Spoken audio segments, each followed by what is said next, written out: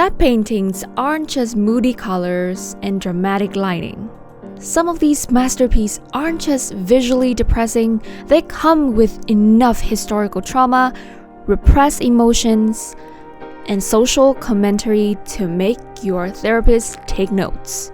These aren't your average girl staring out the window paintings. These are suffering on canvas, with backstories that pack a punch harder than your last emotional breakdown in a grocery store. Let's emotionally spiral and get historically educated. Number 1. At Eternity's Gate by Vincent van Gogh, or Van Gogh. Ah yes, nothing says I'm totally fine like an old man curled himself into a sad cinnamon roll, surrounded by emotional energy of a funeral. A man can be a sad cinnamon roll too, you know. Painted just 2 months before Van Gogh's death, this image shows a man, maybe Van Gogh himself, crumbling under the weight of despair. And a truly horrible chair, by the way. The guy looks like he's mourning his will to life, his rent money, and probably a baguette he dropped earlier. The painting is a visual scream, minus the scream. But here's a kicker. Society back then saw mental illness as quirky madness or bad vibes. Van Gogh was fighting for his life, while the rest of the world just like, well, he's just eccentric, a little crazy. Van Gogh painted this emotional hurricane just months before his death, during his stint in the Saint-Remy asylum. But oh no, mental health back then wasn't let's talk about it over matcha. It was his mad lock him up. This painting makes me want to time travel and throw anti-depression at 19th century Europe. It's tragic how relatable this is. A man begging for peace while no one listens. 10 out of 10 existential crisis energy. People should just travel in time and create therapy like ASAP, for the sake of future generations as well. Number 2. Christina's World by Andrew Wyeth, 1948. Oh yes, the American dream. A white farmhouse, big field, and a woman crawling through it, because she's literally cannot walk.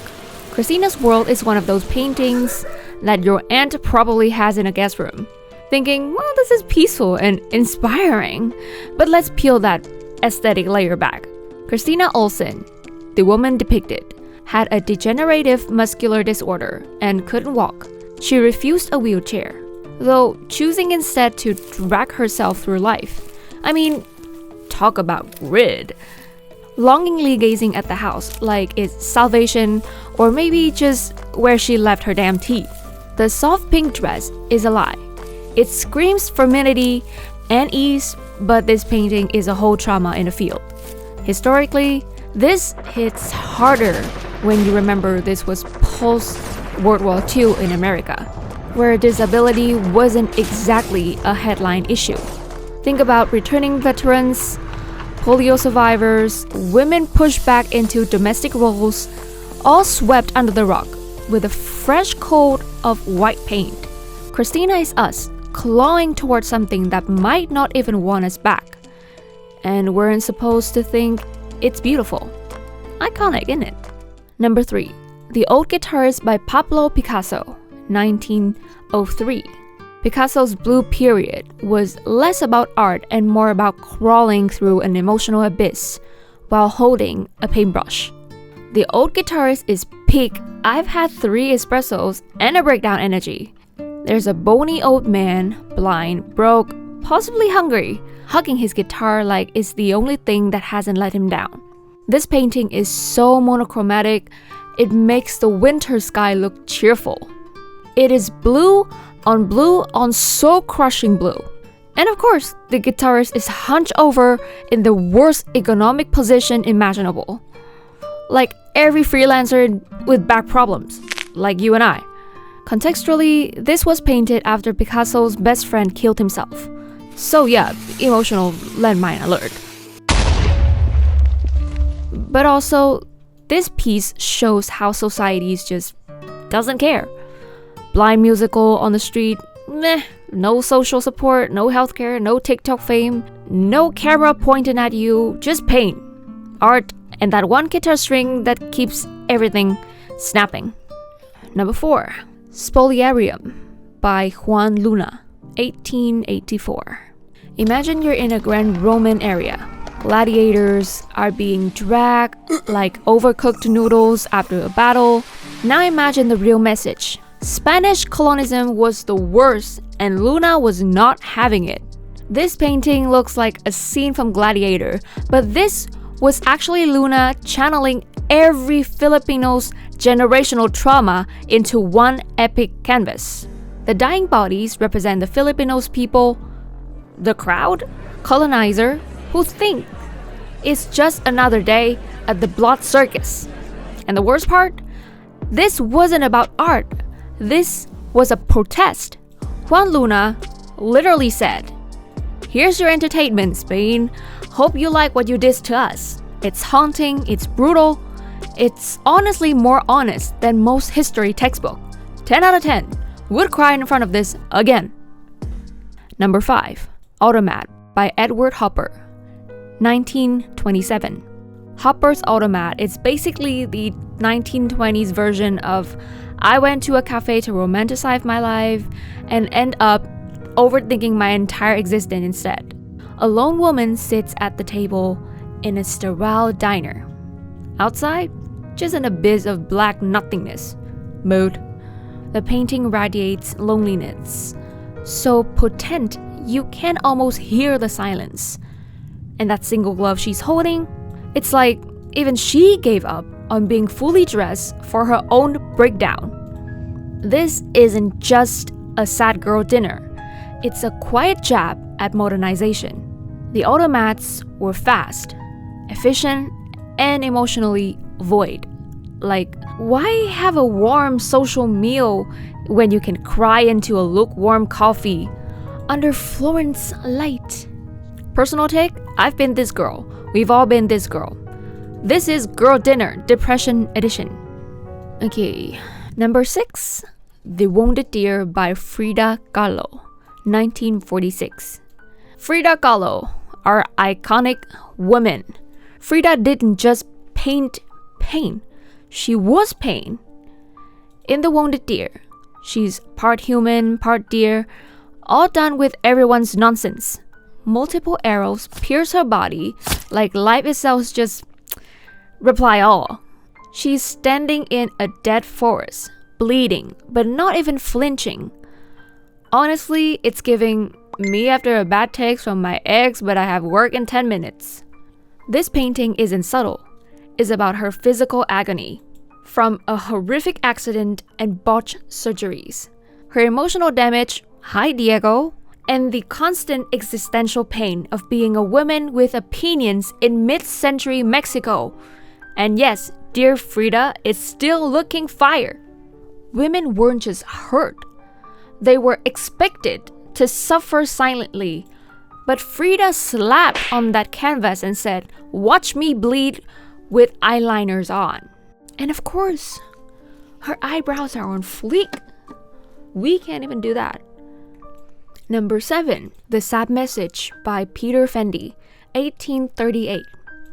You know it's bad when the painting's literally called The Sad Message. Spoiler, it's a family being told someone's died, probably a dad, definitely in a war, because the man loved dying in those. The soldier looks like he doesn't even want to be there. The mother, it's full-limbed noodle, and the kids already traumatized. Honestly, it's the still from a 19th century Oscar bait movie. But dig deeper and it's more than just grief. Fendy was calling out how war casually wrecking families. The state glorified battlefield glory, but left widows and orphans to rot emotionally and financially. So next time someone says, "War brings honor," show them this painting and say, "Cool, now feed these kids." Number 8, Stanzi by Yamato, 1862. This might be the most emo painting ever made. A literal jester, supposed to be the happy guy, is slumped over like he just heard My Chemical Romance for the first time. Meanwhile, a party rages behind him. Iconic behavior. Stanzi's looking at a letter announcing Poland's loss for smokeless. And instead of juggling or whatever gestures do, he's contemplating national collapse. Same buddy, the artist uses his own face for Stanzi because apparently being a 16th century clown and a 19th century painter wasn't depressing enough. And yes, it's a metaphor. While Poland was divided and conquered by stronger nations, and Stanzi was the only one taking it seriously, while other dances. Oh, mood. Number 9. The Zong, or the Slave Ship, by JMW Turner, 1840. At first glance, the slave ship looks like your standard romantic seascape. Vibrant sky, moody waves, then your eyes adjust and then bam! There are human bodies in the water, chained and tossed overboard like garbage. Turner said, "You want beauty? Here's the horror hiding in it." This painting depicts the real Zong massacre of 1781, where over 130 enslaved Africans were thrown into the ocean so the ship's owner could cash in on insurance. Yep, really. Capitalism said dead slaves are profitable. Turner painted this 60 years later to scream, "Hey Britain, you might have abolished slavery, but your moral compass is still bust." Apparently, it's the most poetic middle finger in oil paint. This painting punches you in the guts while whispering, "Don't look away." And you shouldn't. Number 10.